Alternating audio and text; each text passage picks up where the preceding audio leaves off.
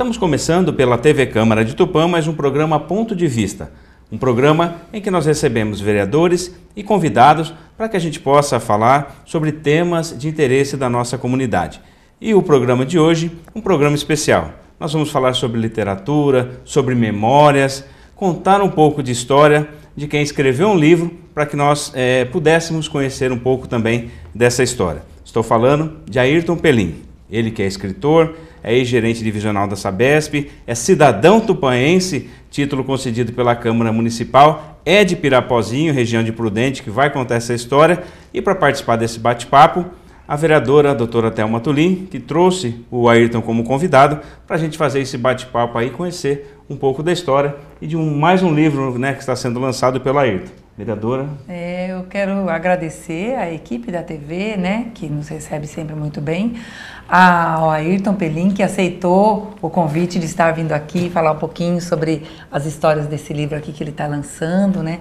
O Ayrton, que eu conheço há mais de 20 anos, um grande amigo, uma personalidade aqui em Tupã, que depois que aposentou da Sabesp, parece que surgiu, né, dentro dele a escrita, de colocar para fora, né, tudo que está na mente. E a história desse livro é muito interessante, a gente vai ouvir aqui. Obrigada, Ayrton, por ter vindo e aceitado nosso convite. Que é isso. Seja bem-vindo, Ayrton, mais uma vez à TV Câmara, e para falar sobre um livro, né, um lançamento de uma segunda obra sua, contando aí um pouco das suas histórias, das suas memórias de infância. Muito obrigado pelo convite, obrigado, Thelma, companheira de muito tempo, de muitas lutas. Obrigado, Rogério, obrigado a vocês todos. E a história desse livro, assim, a Thelma já adiantou um pouco. Eu sempre escrevi, né? Desde garoto. Eu nunca me preocupei em produzir nada, nunca mexi com nada. Um belo dia, eu devia ter, sei lá, deve ter lá em casa 40, 50 cadernos daquele tempo de estudo. Nós estamos todos rabiscados, cheios de coisa escrita. Aí veio o computador, eu comecei a passar algumas coisas para o computador, mas os cadernos continuavam cheios de rabiscos lá. Um belo dia, uns 6 anos atrás, 5, 6 anos atrás, o Flávio, meu filho, me dá um presente de aniversário com 8 livros meus editados. Ele só fez 8, 3 vezes 8, 24, 3 cópias do livro em São Paulo. Fez isso em São Paulo e me deu. Ele deu uma corrigida, não ficou preocupado com ele falou, tá do jeito que você escreveu, lá tá, né? Porque quando você vai publicar, você dá uma corrigida na matéria. Tem o editor, coisa que vai, né? Claro, né? Vai fazer diagramação, vai fazer correção, se tem vírgula para cá, se tem ponto para lá, né?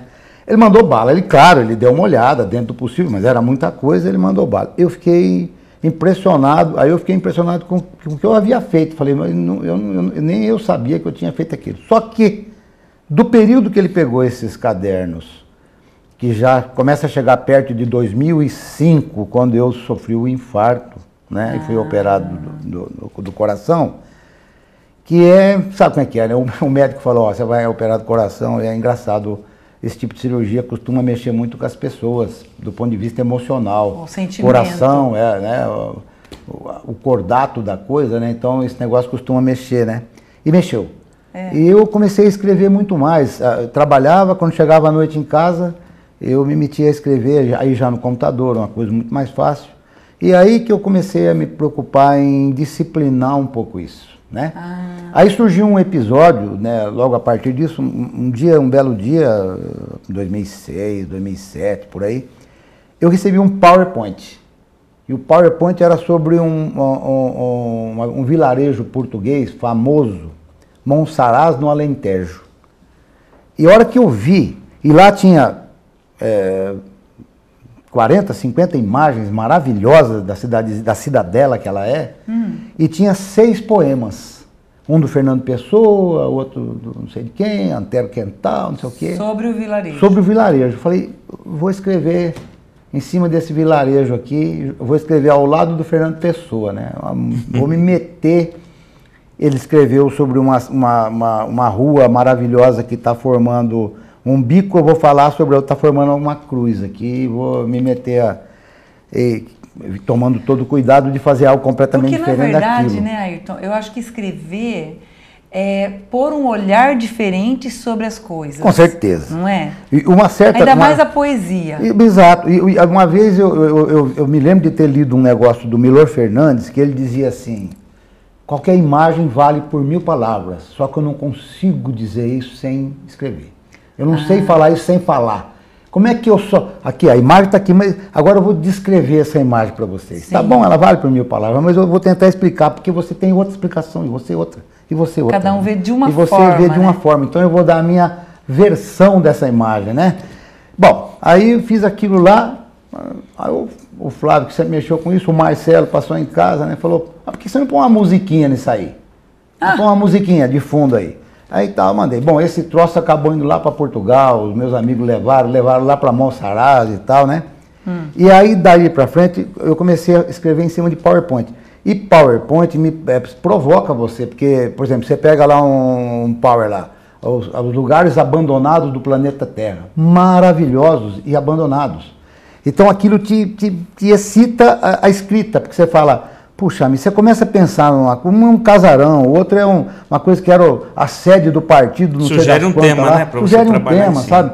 E aí vem o que você está falando. Porque quando você pega da flor, vira uma coisa temática. Se você pega da política, vira temática. Se você pega de uma área abandonada, vira temática.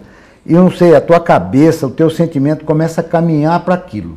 Isso aí, poesia, esse não é um livro de poesia, é um livro de contos, é um livro de memórias, né? Esse que nós vamos falar agora. Mas a poesia tem uma coisa fantástica.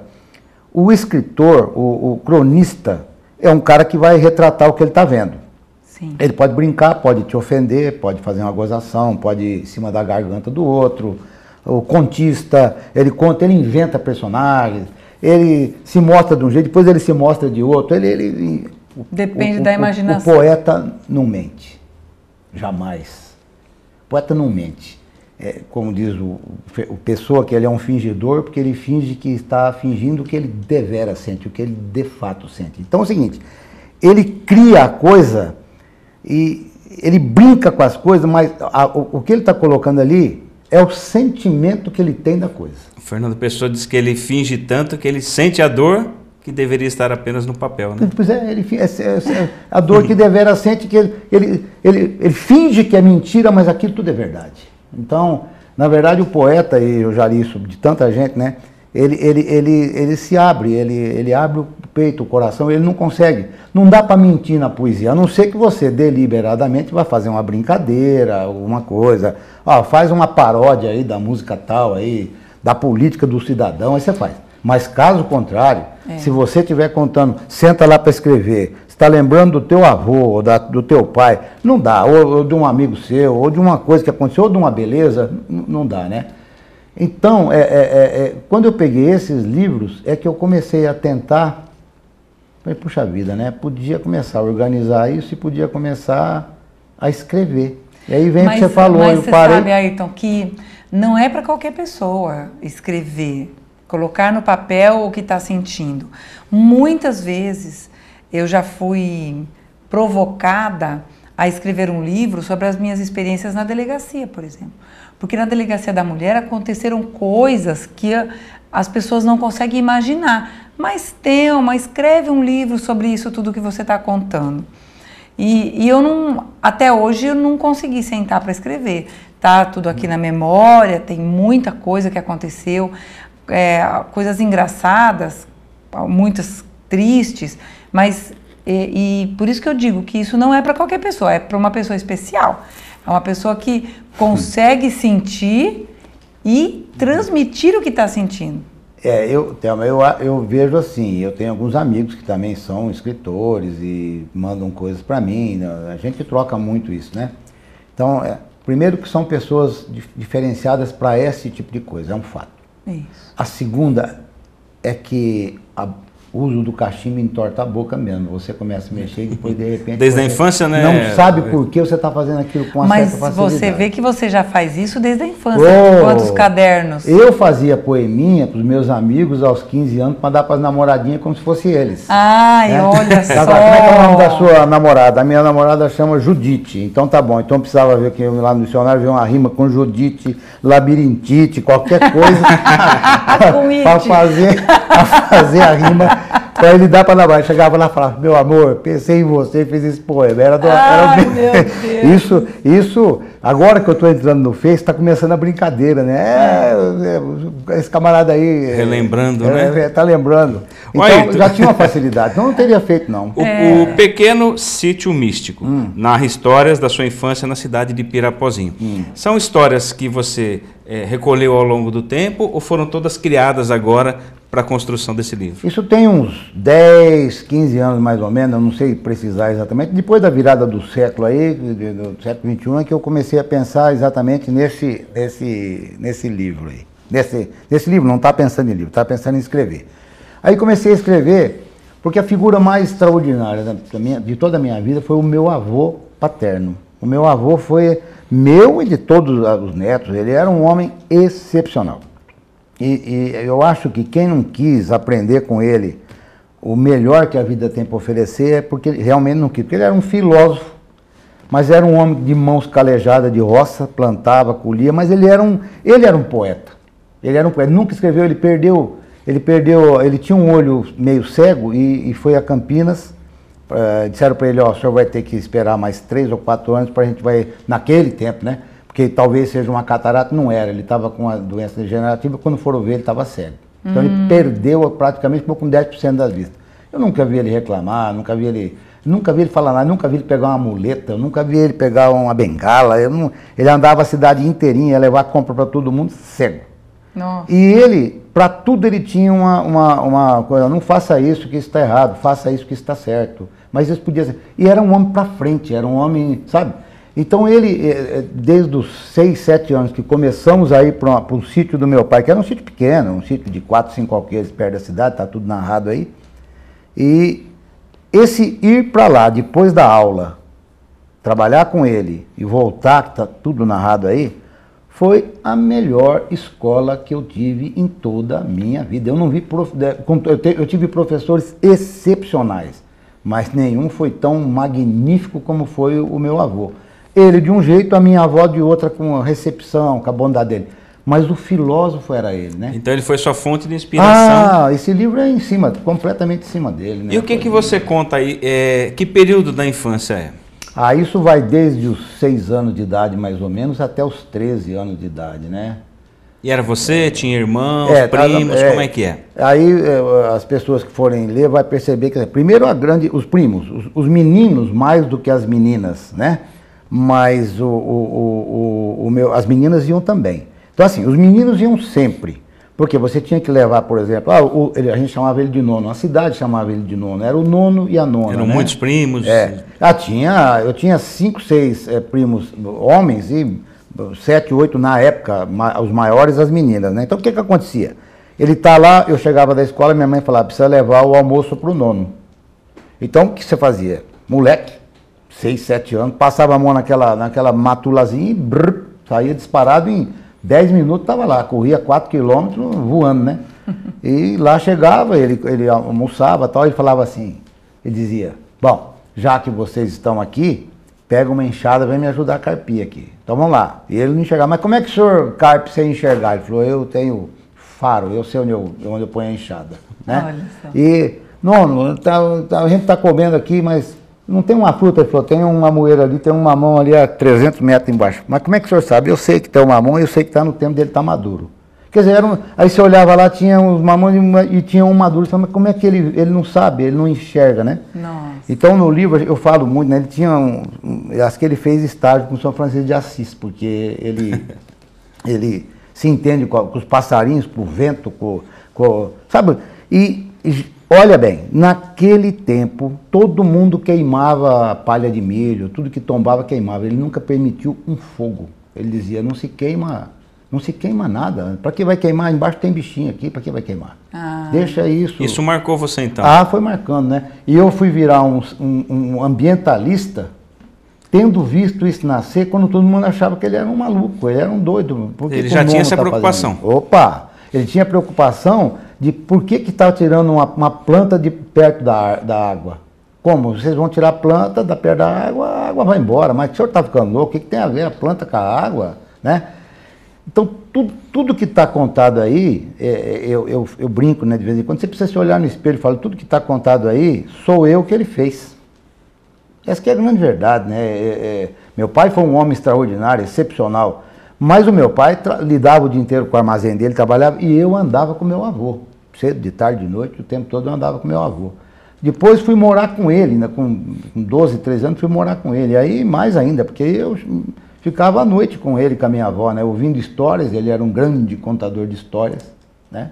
E já naquele tempo eu ficava encabulado, porque ele falava pra gente assim, o que vocês estão lendo aí? Estamos lendo o Mickey. O tio Patinho falava assim, então, mas vocês precisam largar a mão de ler coisa americana, vocês têm que escutar a história do Pedro Malas Artes. Vocês têm que ver a tristeza do Jeca. Monteiro Lobato, por que você tem que ficar só no Mickey e no Pateta, né? Então, ele já tinha esse tipo de visão. Nacionalista, né? Nesse tipo de visão. Falou, tem tanta coisa bonita aqui, né? Não que vocês não devam fazer isso, mas por que não fazem isso também? Também. Então, os tios, porque roça, aqui é a terra do amendoim, aí tem bastante coisa do amendoim, de certas colheitas de amendoim assim, fenomenais, inesquecíveis, né? Que não tinha nada do que tem hoje, porque você tinha que trabalhar com as mãos, era um burro para tombar, uma mula, e você com a molecada batendo no balaio, era assim que se colhia amendoim naquele tempo. Moleque de 7, 8 anos carregando balaio nas costas. Então aí está contada também toda a dó dos adultos ao ver essa meninada fazer isso, mas às vezes era preciso fazer. Sim. Olha, vai chover, se não terminar isso aqui a gente perde a colheita, então vamos tudo mandar isso que você está nos narrando aqui, você tem... Tá tudo aí, tudo aí, né? A gente fica já com... Tá tudo aí. Na verdade, vou adiantar para vocês já. Quando isso começou a ser escrito, eu escrevi um tempo, depois falei, puxa vida, mas tem meninos que não estão participando disso, porque tinha a turma da cidade e a turma do sítio. Eu acho bom você contar isso no próximo bloco. Pois é. E aí, às vezes cita alguns aí, até o meu amigo falou assim, e nós? Nessa brincadeira, eu falei, vocês estão para outro bloco, porque isso aqui é o bloco rural. Completa, era tudo rural. Não termina a história, né? Se for ampliando, né? Ele já está dizendo rural. Que vai ter próximo livro. Tá dizendo. Vai. Bom, nós vamos fazer um intervalo, deixa eu dar uma olhada, doutora. Muito bonito, a capa do livro, depois nós vamos... ver um pouco mais sobre o livro, contar um pouco mais dessa história aqui, Ayrton Pelim, O Pequeno Sítio Místico. Nós vamos fazer o intervalo então, estamos recebendo o tupanhense Ayrton Pelim, a vereadora doutora Thelma Tulim, falando sobre uma obra que ele está lançando, está apresentando para a gente aqui na TV Câmara, aqui em primeira mão, um livro de memórias, contando um pouco da sua infância, da sua vida.